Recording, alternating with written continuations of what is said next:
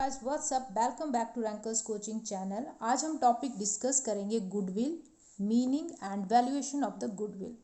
तो गुडविल क्या है? Goodwill reputation of the business है। एक अच्छी इमेज जो बिजनेस की अपने कस्टमर के सामने बनी हुई है, वो रेपुटेशन, वो अच्छी इमेज ही गुडविल कहलाएगी। और वो रेपुटेशन कैसे बनती है? जैसे कि बिजनेस अपने कस्टमर के साथ अच्छी डीलिंग कर रहा है, अच्छी क्वालिटी के प्रोडक्ट प्रोवाइड करवा रहा है, सर्विसेज अच्छी दे रहा है और उनके साथ जो बिहेवियर है बिजनेस का अपने कस्टमर के साथ बहुत अच्छा है। तो इससे एक अच्छी गुड इमेज बन गई, एक रेपुटेशन क्रिएट हो गया अच्छा बिजनेस का। तो इससे क्या होगा कि जो कस्टमर एक बार उस बिजनेस के साथ डील करेगा वो दोबारा कहीं नहीं जाएगा। वो 2-3 दुकानों को छोड़ के या बिजनेसेस को छोड़कर उसी बिजनेस में, उसी दुकान में, उसी शॉप में दोबारा आएगा। और इसी तरह से नए कस्टमर भी उस बिज़नेस की तरफ अट्रैक्ट होंगे। और इससे क्या होगा कि कस्टमर बढ़ जाएगा। कस्टमर बढ़ने से क्या होगा कि सेल इंक्रीज़ हो जाएगी। सेल इंक्रीज़ होने का मतलब है कि इंक्रीज़ इन प्रॉफिट, जो प्रॉफिट है वो भी इंक्रीज़ हो जाएगा। तो जो एक्स्ट्रा प्रॉफिट आना स्टार्ट हो जाएगा, अगर हम उसको उसकी मॉनिटरी वैल्यू निकालें, यानी कि उस प्रॉफिट को अगर हम मनी में कन्वर्ट कर दें, तो वो मॉनिटरी वैल्यू एक्स्ट्रा प्रॉफिट की गुडविल कहलाएगी। ठीक है, इट मीन्स कि बिजनेस के अच्छे रेपुटेशन के कारण जो एक्स्ट्रा प्रॉफिट हुआ, उस एक्स्ट्रा प्रॉफिट को ही हम गुडविल कहेंगे। तो चलिए अब देख लेते हैं कि गुडविल का मीनिंग क्या है और टाइप्स ऑफ गुडविल्स क्या हैं, किस तरह से अलग अलग मेथड हैं गुडविल को कैलकुलेट करने के।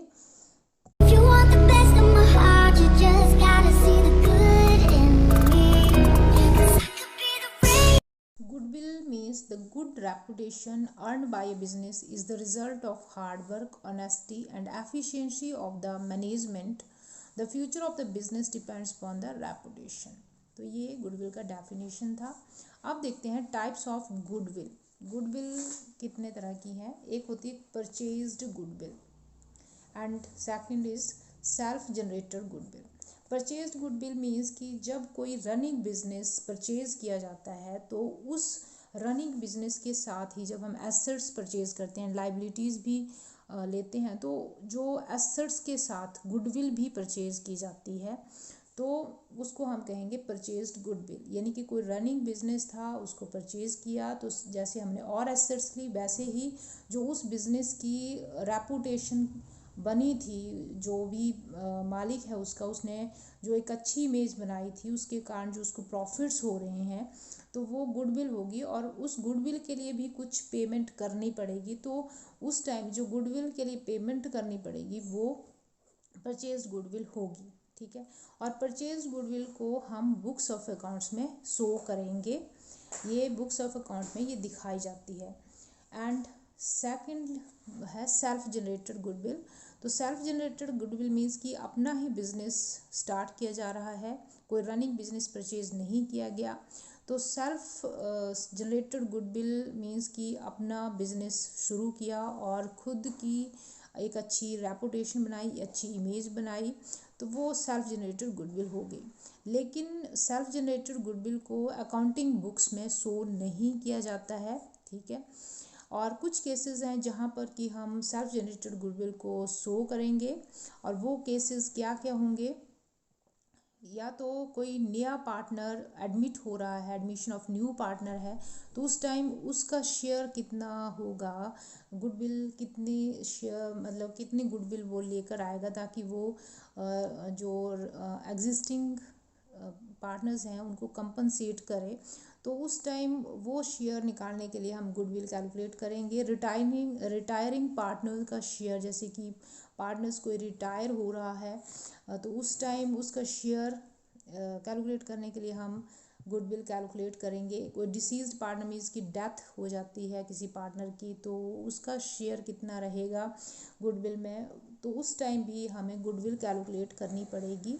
अदरवाइज सेल्फ जनरेटेड गुडविल को अलग से अकाउंटिंग बुक्स में नहीं दिखाया जाता है, सिर्फ परचेज गुडविल को ही अकाउंटिंग बुक्स में शो किया जाता है।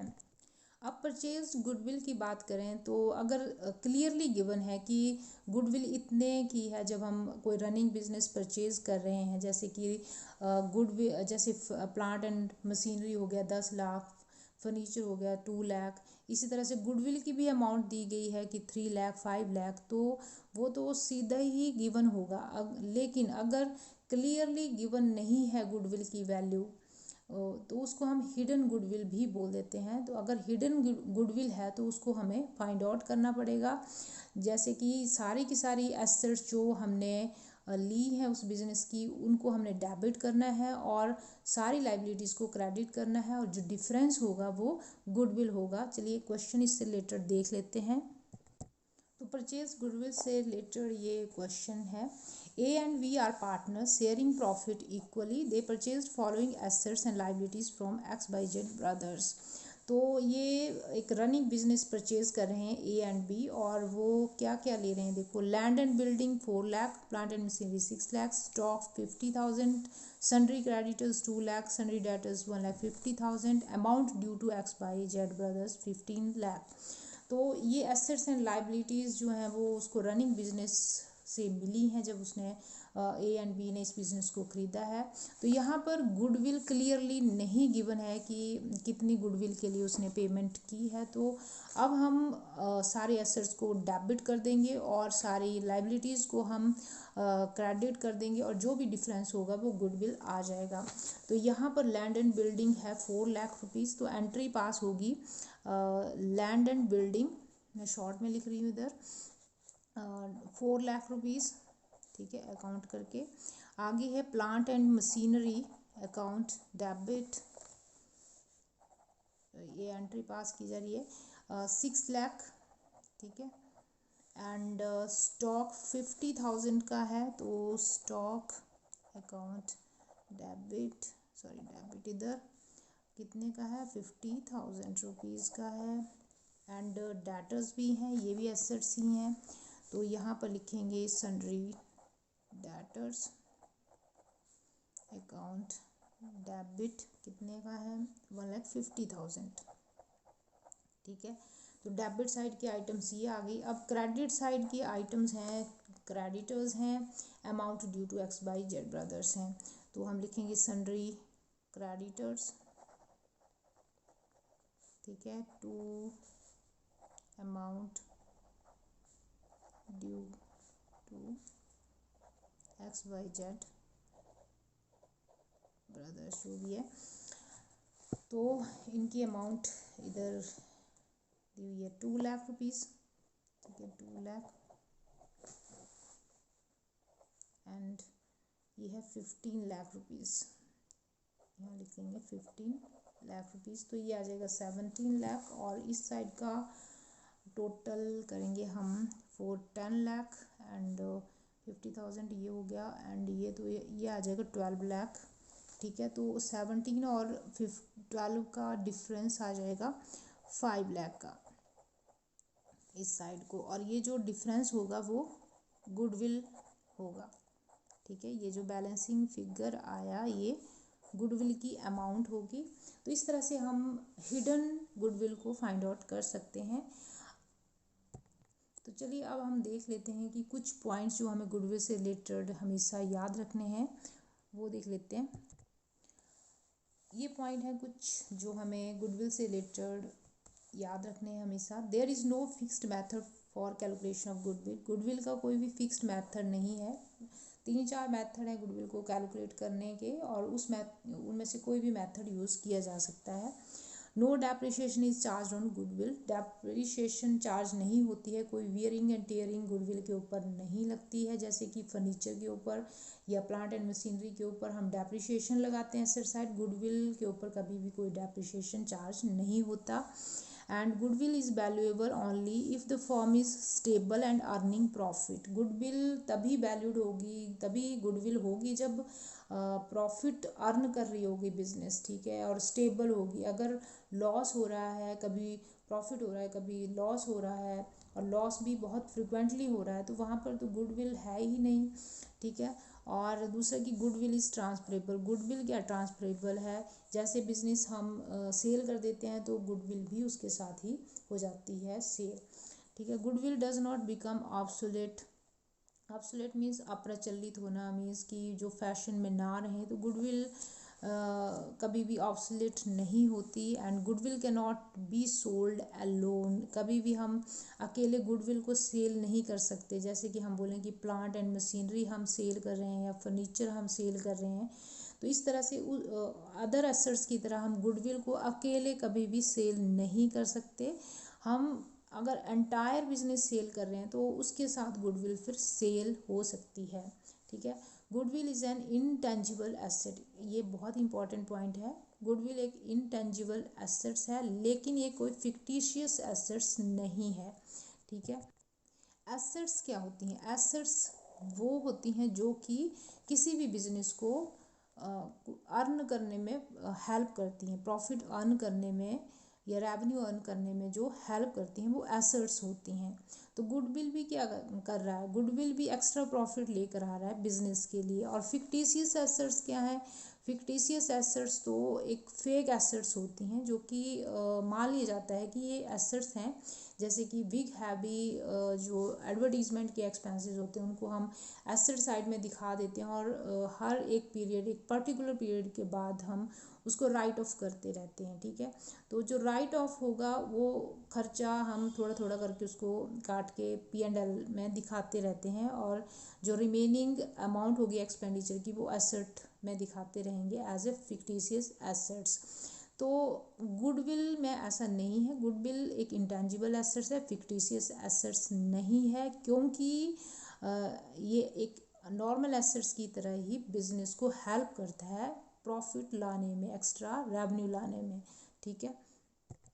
तो अभी हमने देखा कि परचेज्ड गुडविल को किस तरह से कैलकुलेट किया जाएगा, अगर वो हिडन होगी तभी हम एंट्री पास करके किस तरह से परचेज गुडविल फाइंड आउट कर सकते हैं। अब हम बात करते हैं सेल्फ जनरेटेड गुडविल की। तो वो हमने केसेस देख ही लिए कि कब कब हम self generated goodwill find out करते हैं। वैसे तो अगर कोई एडमिशन नहीं हो रहा है, रिटायरमेंट नहीं हो रहा है या डेथ का केस नहीं है, तो गुडविल कैलकुलेट करने की ज़रूरत ही नहीं, क्योंकि हम अकाउंटिंग बुक्स में उसको दिखाते ही नहीं है। लेकिन इन केसेस में, एडमिशन के केस में या कोई पार्टनर रिटायर हो रहा है, उस केस में हमें फिर गुडविल फाइंड आउट करनी पड़ेगी, कैलकुलेट करनी पड़ेगी। तो कौन कौन से मेथड रहेंगे गुडविल को कैलकुलेट करने के, तो चलिए देखते हैं।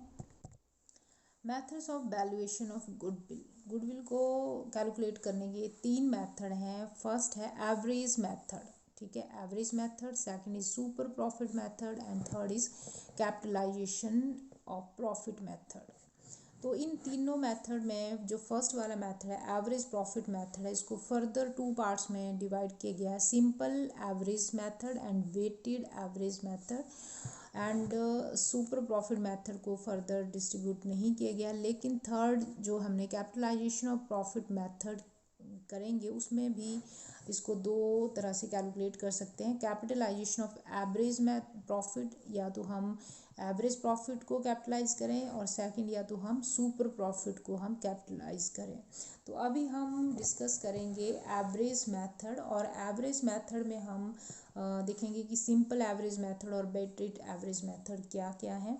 तो सिंपल एवरेज मेथड क्या है, इसमें हम किस तरह से गुडविल कैलकुलेट कर सकते हैं। तो इसका फॉर्मूला जाएगा goodwill equal to average profit multiply number of year of purchase. Average profit क्या है पहले वो देख लेते हैं। एवरेज प्रॉफिट मीन्स कि पिछले कुछ सालों का हम प्रॉफिट लेंगे और उसका हम एवरेज निकालेंगे, ठीक है, और वो होगा एवरेज प्रॉफिट, ठीक है।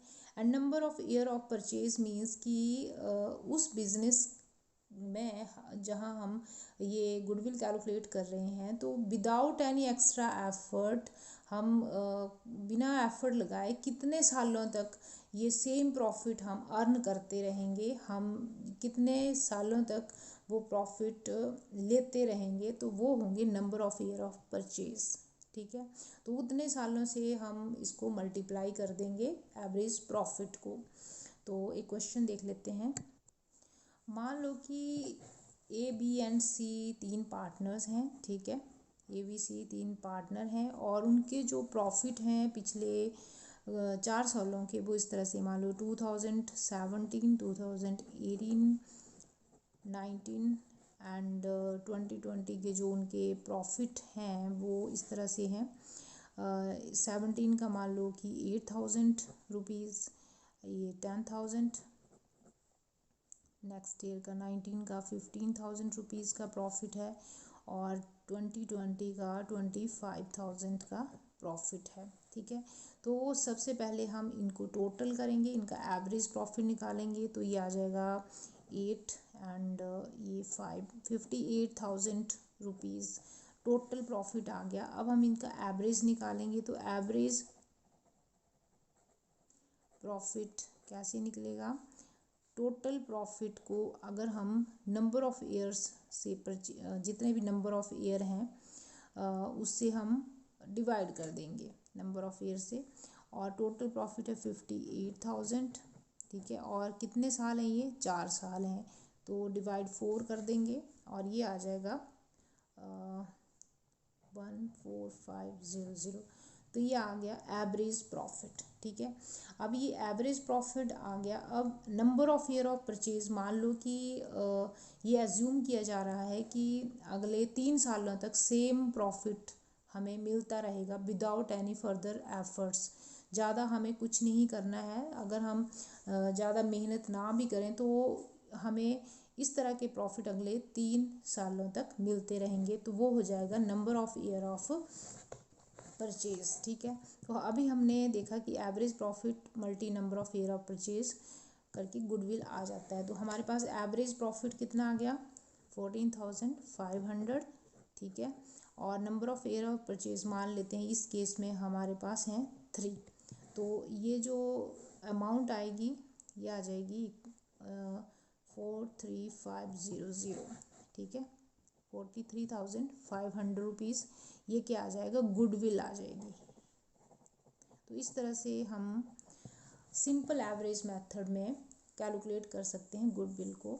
अब यहाँ पर एवरेज प्रॉफिट अगर इस तरह से सिंपली हमें विदाउट एडजस्टमेंट प्रॉफिट दिए हुए हैं तब तो हमने इस तरह से एवरेज प्रॉफिट निकाल लिए, लेकिन अगर कभी हमें कोई एडजस्टमेंट भी साथ में दी हो तो हमें फिर एडजस्टेड एवरेज प्रॉफिट निकालना पड़ेगा, यानी कि कुछ हमें जो भी एडजस्टमेंट है उनमें उनको एडजस्ट करने के बाद हमें एवरेज प्रॉफिट निकालना है, बाकी सेम रहेगा number of year of purchase.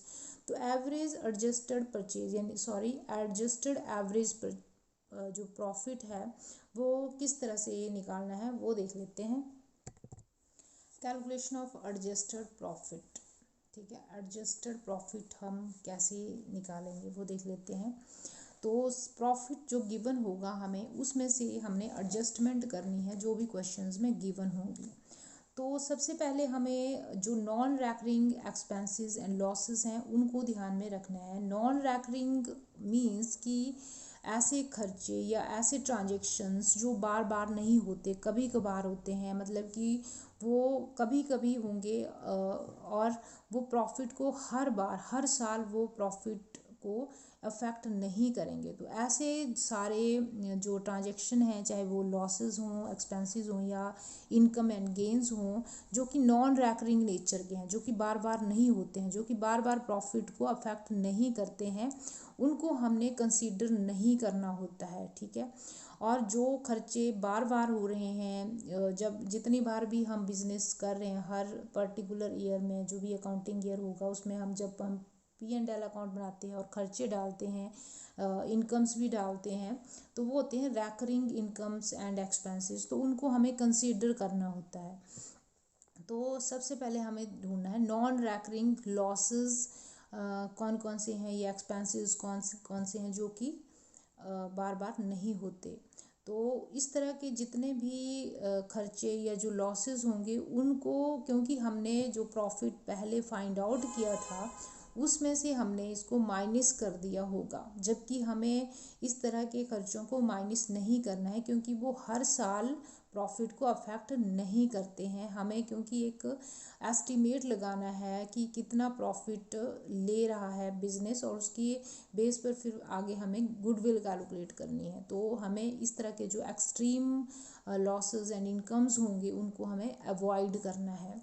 ठीक है, जैसे कि मान लो कि जब हमने P&L अकाउंट बनाया होगा, ठीक है, प्रॉफिट एंड लॉस अकाउंट हम इसी तरह से बनाते हैं, तो इस तरफ सारे के सारे खर्चे आ जाते हैं और इस तरफ इनकम्स आ जाते हैं। इधर ग्रॉस प्रॉफिट की अमाउंट आ जाती है, ठीक है, और इस तरफ खर्चे आ जाते हैं। तो इस तरह के खर्चे जो कि बार बार नहीं हो रहे हैं, हर साल नहीं होंगे, उनको भी हमने यहाँ पर डाल दिया होगा। ठीक है, जो नॉन रैकरिंग लॉसेस होंगे। अब नॉन रैकरिंग लॉसेस क्या हो सकते हैं, जैसे कि कोई फिक्स्ड एसेट्स सेल की जा रही है तो उससे लॉस हो रहा है, loss on sale of fixed assets, तो वो भी हमने लॉस इधर हमने दिखा दिया था, जबकि ये हर बार हर अकाउंटिंग ईयर में नहीं होता है। तो और उसके कारण क्या होगा कि प्रॉफिट हमारा कम हो गया होगा। यहाँ पर मान लो कि 10,000 रुपये है और भी खर्चे हैं, और ये 2,000 रुपये का ये loss on sale of fixed assets था, तो इसकी वजह से क्या हो गया, ये 8,000 रुपये आ गया, यानी कि 2,000 रुपये इस लॉस की वजह से ये कम हो गया प्रॉफिट। तो ये एक्सट्रीम जो लॉस था, जो खर्चा था, उसको हमें लेस नहीं करना था, तो इसको हमें ऐड बैक करना है। ठीक है, तो इसलिए प्रॉफिट में हमने इस खर्चे को यहाँ पर नॉन रैकरिंग लॉसेस को या नॉन बिजनेस एक्सपेंसेस जो कि बिजनेस से रिलेटेड ही नहीं है खर्चे, उनको हमने ऐड बैक कर देना है। ठीक है, उनको हमने प्लस कर देना है प्रॉफिट में, क्योंकि वो इस तरह के एक्सट्रीम खर्चे हमने नहीं लेने।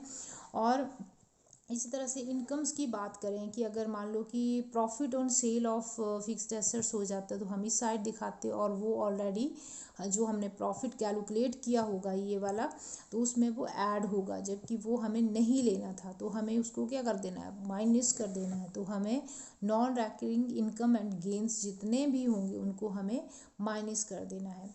अब बात करते हैं रैकरिंग इनकम एंड गेन्स की, और कुछ एडजस्टमेंट में कुछ खर्चे ऐसे भी दिए होंगे जो कि आने चाहिए थे, लेकिन प्रॉफिट को फाइंड आउट करते बार उनको कंसीडर ही नहीं किया गया। जैसे कि रैकरिंग इनकम एंड गेन्स की बात करें तो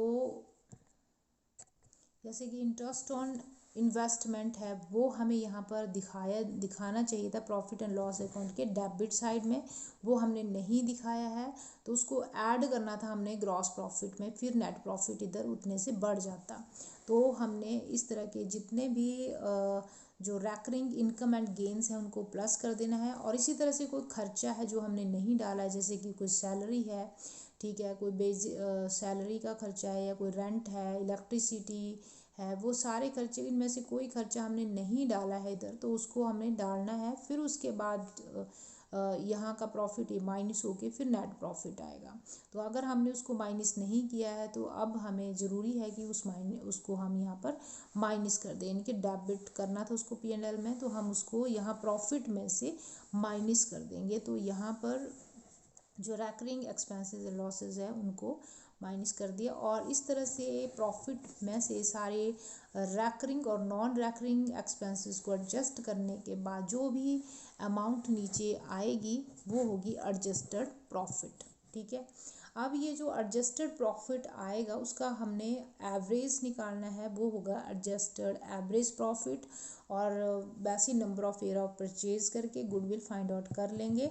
तो एक क्वेश्चन यहाँ पर लिया हुआ है, इससे हम देखेंगे कि किस तरह से हम एडजस्टेड प्रॉफिट के थ्रू गुडविल फाइंड आउट करेंगे। तो ए एंड बी दो बिजनेस पार्टनर हैं, A purchase B's business, A ने बी का बिजनेस परचेज किया। Profit of B's business for last 4 years were as follows, तो उसके 4 सालों का जो प्रॉफिट है वो इस तरह से है, बीज के बिजनेस का 16 में 40,000 रुपये उसको प्रॉफिट हुआ था, 17 में 60,000 का प्रॉफिट शो किया जा रहा है, और कुछ एडजस्टमेंट भी दी जा रही है। After charging and abnormal loss ₹40,000, यानी कि 40,000 रुपये का जो एबनॉर्मल लॉस था वो भी चार्ज कर लिया गया था। ठीक है, तो अभी हमने किया कि जो एबनॉर्मल लॉस हैं या जो नॉन रैकरिंग लॉसेस हैं उनको हमें माइनस नहीं करना था। तो अगर उनको माइनस कर दिया है तो हमें फिर से उसको एडजस्ट करना पड़ेगा, ऐड बैक करना पड़ेगा प्रॉफिट में। और इसी तरह से 18 का प्रॉफिट 90,000 था और इसमें भी कहता है कि इंक्लूडिंग एबनॉर्मल गेन 80,000। तो एबनॉर्मल गेन इसने इंक्लूड कर दिया है तो उसको हमें लेस करना पड़ेगा। 19 का जो प्रॉफिट है वो 80,000 रुपीज़ है और इसमें एडजस्टमेंट है excluding managers salary ₹70,000 which is paid every year. तो मैनेजर की सैलरी देनी थी, ये एक रैकरिंग एक्सपेंसेस है, बार बार ये खर्चा होता है, प्रॉफिट को अफेक्ट करता है और इसको हमें एडजस्ट करना था। इसको हमें प्रॉफिट एंड लॉस अकाउंट के डेबिट साइड में दिखाना था, लेकिन हमने इसको नहीं दिखाया, मतलब माइनस नहीं किया है इस खर्चे को। तो इसे हमें माइनस यानी कि डिडक्ट करना पड़ेगा जब हम एडजस्टमेंट करेंगे। और गुडविल फाइंड आउट करनी है, number of year of purchase है 3 ईयर्स। तो चलिए देखते हैं कितना प्रॉफिट आता है। 2016 का प्रॉफिट 40,000 रुपीज़, ये तो विदाउट एडजस्टमेंट ही हमारे पास आ गया। 2017 का प्रॉफिट कितना है 60 और आफ्टर चार्जिंग एब नॉर्मल लॉसेस थे 40,000 के, तो इसको हमने माइनस कर दिया था। जब हमने P&L अकाउंट बनाया होगा, जैसे कि हमने ऊपर भी किया, जब हमने P&L अकाउंट प्रिपेयर किया होगा तो उस टाइम हमने इन एबनॉर्मल लॉसेस को इस साइड 40,000 रुपये डेबिट साइड में दिखा दिया होगा। ठीक है, जो भी लॉस हैं, तो इन 40,000 के कारण क्या हुआ होगा कि जो प्रॉफिट है वो कम हो गया होगा। ठीक है, जो प्रॉफिट कम हो गया होगा तो इस तरह के जो हमें लॉस थे वो हमें नहीं लेने थे, क्योंकि ये बार बार प्रॉफिट को अफेक्ट नहीं करते हैं, ये कभी कभार होने वाले खर्चे हैं, अब नॉर्मल लॉस हैं ये। तो अगर हमने लेस कर दिया था तो अब हम इसको ऐड बैक कर देंगे। ठीक है, तो ये 60,000 में 40,000 ऐड हो जाएंगे। ठीक है, तो 60,000 प्लस 40,000 ये हो जाएगा 1 लाख रुपीज़ इस साल का प्रॉफिट हो गया। अब हम देखते हैं 18 का। 18 में 90,000 प्रॉफिट था जिसमें कि एबनॉर्मल गेन है 90,000। एबनॉर्मल गेन मीन्स कि जब हमने P&L अकाउंट बनाया होगा तो यहाँ पर इस साइड हमने ये 80,000 रुपीज़ का एबनॉर्मल गेन दिखा दिया होगा। ठीक है, एबनॉर्मल गेन की अमाउंट दिखा दी होगी। तो यहाँ पर GP आता है, ग्रॉस प्रॉफिट आता है, तो उस GP की अमाउंट में ये ऐड होकर इधर नेट प्रॉफिट जब आया होगा तो उसमें भी ये ऐड हो गया होगा ये वाला। ठीक है, तो ये जो हमने ऐड कर दिया इसको हमें दोबारा से डिडक्ट करना, माइनस कर देना है, क्योंकि अब नॉर्मल नेचर का है, बार बार ये खर्चा होने वाला नहीं है, सॉरी ये गेन होने वाला नहीं है, तो इसको हम कर देंगे माइनस। ठीक है, इसको हमने ऊपर प्लस किया था तो ये आ जाएगा 10,000 रुपीज़। तो 18 का जो प्रॉफिट आया वो आफ्टर एडजस्टमेंट 10,000 रुपीज़ आ गया। अब हम देखते हैं 2019 का प्रॉफिट गिवन है 80,000 रुपीज़ और कहता है कि मैनेजर की जो सैलरी थी वो प्रोवाइड नहीं की गई और वो हर साल ही देनी थी। तो जो बार बार खर्चे होते हैं वो तो डालने ही थे, यानी कि यहाँ पर ये खर्चा आना चाहिए था मैनेजर की सैलरी का 70,000 रुपीज़, लेकिन उसने P&L अकाउंट में उसको नहीं डाला, जिससे कि प्रॉफिट जो नेट प्रॉफिट है जो नेट प्रॉफिट रहा होगा वो ज़्यादा आ गया होगा, उस खर्चे को हमने नहीं डाला था। तो अब नेट प्रॉफिट में से हमने इस खर्चे को, जो मैनेजर की सैलरी है, रैकरिंग नेचर है इसकी, उसको माइनस करना है। ठीक है, तो इसको माइनस करके आ जाएगा 10,000 रुपीज़। तो इस तरह से ये जो प्रॉफिट आई ये एडजस्टेड प्रॉफिट है, मतलब कि जो भी एडजस्टमेंट गिवन थी हमें उनको एडजस्ट करने के बाद ये प्रॉफिट आ गए। अब इनका टोटल करेंगे तो ये आ जाएगा 1,60,000 रुपीज़। ठीक है, अभी 1,60,000 रुपीज़ का हमने यहाँ पर निकाल लेना है एवरेज, तो इसको हम बोलेंगे एडजस्टेड एवरेज प्रॉफिट आ गया 1,60,000 रुपीज़। डिवाइड करने पड़ेंगे हमें, 4 ईयर्स हैं ये, तो डिवाइड कर देंगे 4, तो ये एडजस्टेड एवरेज प्रॉफिट आ जाएगा 40,000 रुपीज़। ठीक है। अब अगर हमें इसके थ्रू गुडविल निकालनी है तो गुडविल कैसे निकलेगी, adjusted average profit multiply number of year of purchase करने हैं, तो ये आ गया एडजस्टेड एवरेज प्रॉफिट 40,000 रुपीज़। और क्वेश्चन में गिवन है कि 3 साल का हमने number of year of purchase लेना है, मतलब कि सेम प्रॉफिट मेंटेन रहेगा 3 सालों तक विदाउट एनी एक्स्ट्रा एफर्ट, तो 3 से कर देंगे मल्टीप्लाई और ये आ जाएगा 1,20,000 रुपीज़। और ये जो 1,20,000 रुपीज़ है ये क्या है, गुडविल। ठीक है। तो इस तरह से अगर हमें क्वेश्चन में एडजस्टमेंट गिवन होंगी तो हम पहले उनको एडजस्ट करेंगे, फिर उस एडजस्टमेंट करने के बाद हम जो एडजस्टेड प्रॉफिट्स होंगे उनको ऐड करके उनका एवरेज निकालेंगे। ठीक है। एवरेज निकालने के बाद फिर हमें सेम वैसे number of year of purchase से इस एडजस्टेड एवरेज प्रॉफिट को मल्टीप्लाई करना है और गुडविल की अमाउंट फाइंड आउट हो जाएगी। अब हम देखते हैं कि ये वेटेड एवरेज मेथड किस तरह से कैलकुलेट। वेटेड एवरेज मेथड, तो एवरेज मेथड का जो दूसरा पार्ट है वो है वेटेड एवरेज प्रॉफिट मेथड। अभी हमने सिंपल एवरेज प्रॉफिट मेथड किया था, तो इसमें हम गुडविल कैलकुलेट करेंगे weighted average profit multiply number of year of purchase. ठीक है। और इसमें हमें एवरेज प्रॉफिट की बजाय हमें weighted average profit find out करना होगा। तो एक क्वेश्चन देखते हैं कि किस तरह से वेटेड एवरेज प्रॉफिट हम फाइंड आउट करेंगे। तो इस तरह से 1 2 3 4 5 ईयर्स गिवन है और उनके प्रॉफिट्स भी यहाँ पर गिवन है। तो अब हमें वेटेड एवरेज मेथड में करना क्या होता है कि वेटेज देनी होती है इन प्रॉफिट्स को। तो जो सबसे लास्ट वाला ईयर होगा, जो सबसे रिसेंट वाला ईयर होगा, उसको मैक्सिमम वेटेज देनी होती है। तो हम वेटेज देंगे 1 2 3 4 एंड 5। जो सबसे रिसेंट वाला ईयर है उसको मैक्सिमम वेटेज दी जाती है। ठीक है। अब ये जो वेट हैं इनको हमने मल्टीप्लाई करके हमें वेटेड प्रॉफिट निकालना है। ठीक है। ये आ जाएगा वेटेड प्रॉफिट।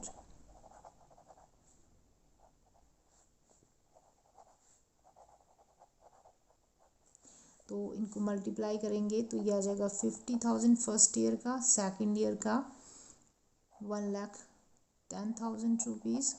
ठीक है। एंड 62,000 मल्टीप्लाई 3 करेंगे तो आ जाएगा 1,86,000 रुपीज़। नेक्स्ट का आ जाएगा 2,72,000 रुपीज़ एंड इसका आ जाएगा 3,50,000 रुपीज़। ठीक है। तो इस तरह से हमने वेट को मल्टीप्लाई करना है प्रॉफिट से, वो आ जाएगा वेटेड प्रॉफिट्स।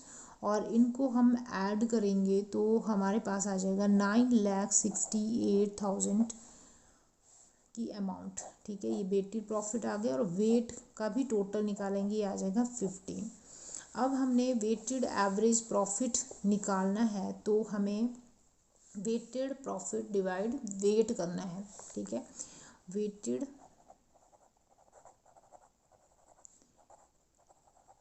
एवरेज प्रॉफिट निकालने के लिए हमें वेटेड प्रॉफिट कितने हैं 9,68,000 रुपीज़ डिवाइड करेंगे वेट सुमेशन ऑफ वेट, यानी कि टोटल वेट का टोटल जितना भी आ रहा है ये। ठीक है। और इनको डिवाइड करके आ जाएगा 64533 पॉइंट में चला जाएगा ये। ठीक है। 0.33 इस तरह से ये अमाउंट आ जाएगी। अब हमें गुडविल फाइंड आउट करनी है, तो गुडविल के लिए हमें ये जो वेटेड एवरेज प्रॉफिट आया, ठीक है, इसको मल्टीप्लाई करना है number of year of purchase से। तो number of year of purchase assume कर लेते हैं हम इधर कि number of year of purchase हैं 3, ठीक है। तो वेटेड एवरेज प्रॉफिट की अमाउंट लिखेंगे, ठीक है, पॉइंट में आ गई है। और नंबर ऑफ़ ईयर परचेज मान लो कि 3 है, ठीक है। तो इसको मल्टीप्लाई करके आ जाएगा 1,93,600, राउंड ऑफ कर देंगे तो 600 आ जाएगा ये। तो ये जो अमाउंट है वो गुडविल की अमाउंट होगी। तो इस तरह से हम वेटेड एवरेज प्रॉफिट मेथड के थ्रू हम प्रॉफिट निकाल सकते हैं। तो यहाँ पर हमें ध्यान यही रखना है कि हमें जो रिसेंट ईयर है उसको हमें सबसे ज़्यादा वेट देना है। तो इस वीडियो में आज हम यही मेथड कैलकुलेट करना सीखेंगे। और नेक्स्ट के जो सुपर प्रॉफिट मेथड है एंड कैपिटलाइजेशन मेथड है वो नेक्स्ट वीडियो में हम कैलकुलेट करेंगे, क्योंकि वीडियो बहुत बड़ा बनने वाला है, ये बहुत लंबा चला जाएगा। वीडियो को लाइक करें, शेयर करें एंड रैंकर्स कोचिंग चैनल को सब्सक्राइब करना ना भूलें। Thanks for watching.